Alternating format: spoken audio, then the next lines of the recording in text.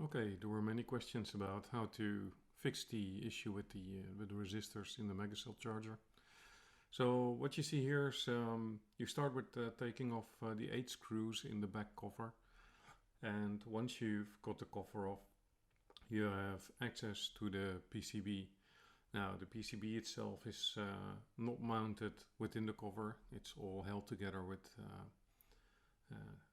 the plastic guides that are in there. The only thing that you need to be careful for is that there are the connectors for the ventilators, and if you are not taking them out first, you might damage the PCB, which we will see in a moment. So here the top cover comes off, it's quite an easy, and you see already the two connectors that I was talking about. Now make sure that you hold the connector that is mounted on the PCB while unplugging the cables to make sure that you don't rip it off.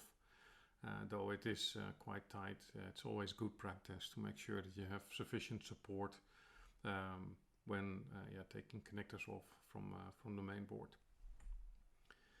So now you see the charger, and beneath beneath all the heat sinks, you see a row of similar looking components, and that is where the changes need to take place. So what I do is I take a good look, and the resistor on the left, which a more close-up will be available at the end of the video.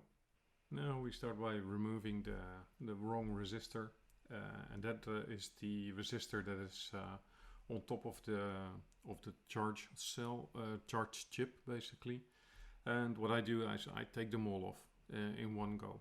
Reason for it is when I'm using my heat gun, the PCB is heating up, which is of course great, and it helps us with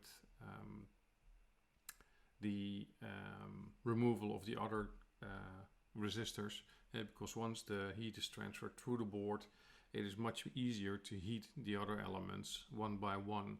And beware that we're close to the heat sink, so the heat sinks will draw quite a lot of energy out of the board, which means that the warmer you have it, the better it is. And if you have a preheater, use that one. Most unfortunately, I don't have a preheater, so we need to do, I have to deal with what I have. So here you can see me soldering it back on. What I'm using is the smallest soldering tip I could find, and set my soldering tip temperature to 320 degrees. I placed the correct resistor already on top of the charge chip, and what I do is I basically solder first the right side of the resistor, and I do that for all the resistors. And eventually when the right side is soldered, I can turn the board around and make sure that the left side is also soldered. Now this is taking some getting used to. That's quite a small component. So what I'm using is a small tip to keep the resistor in place while I'm soldering one side. And once that's done, you can turn it over and you can basically solder the other side. Now when you do this, make sure you have a tip which is like 0.4 millimeters or something like that. Don't use a normal or regular household soldering iron. That will not work. You need to have also very fine soldering wire. This one is even a little bit too thick, but it's the only one that I could find this quickly for the video. But use the thinnest soldering that you can find, just to make sure that you're not blobbing up anything on the PCB. If you do, you need to start removing all the excess.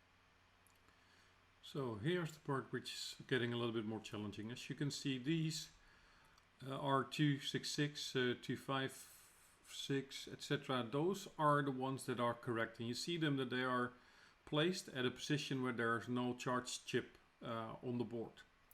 So first we're going to remove the bad ones, this one, that one, and the ones that are now on the charge chips, those need to go.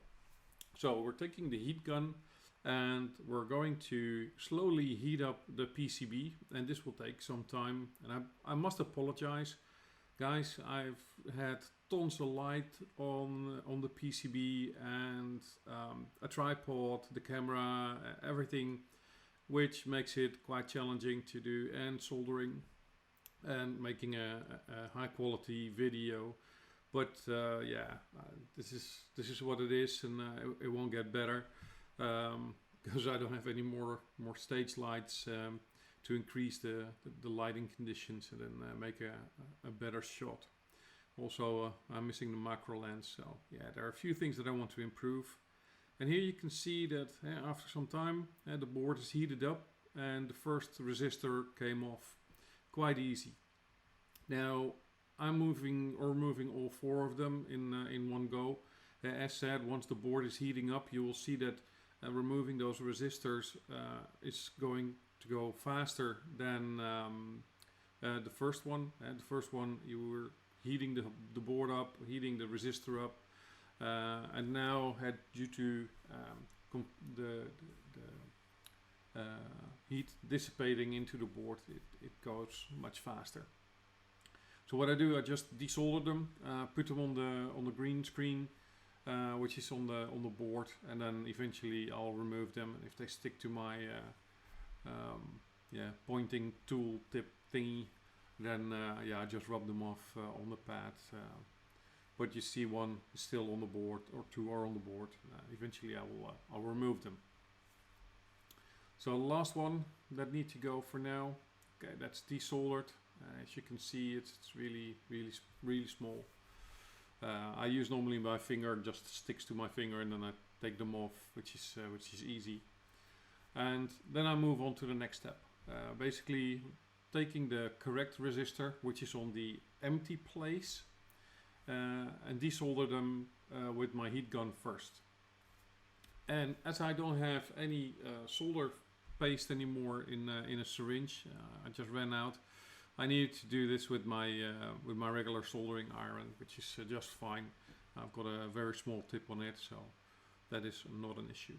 Now you'll see that it is still on the board. I'm taking my pliers, picking it up, and then moving it to the correct slot. Now I've already done one, but I lost one of those resistors, so you'll see me moving it from slot 15 to slot 16, because one of the guys ordered a converted board.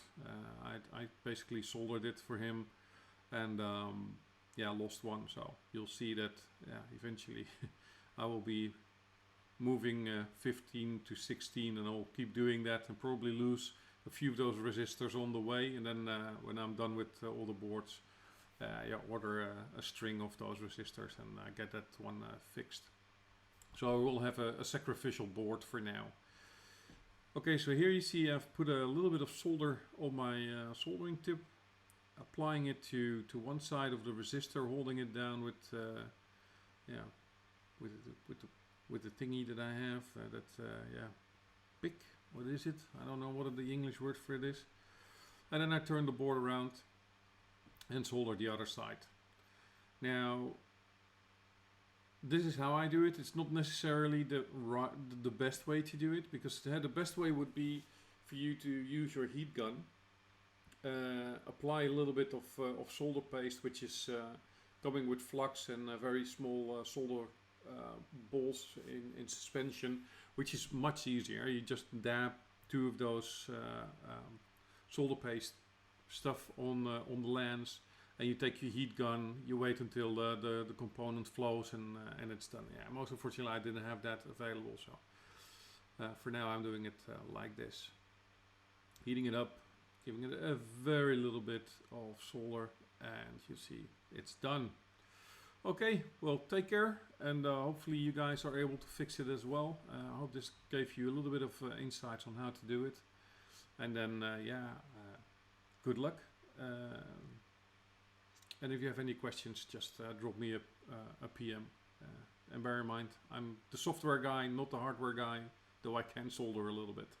Alright, have a great weekend. Bye-bye.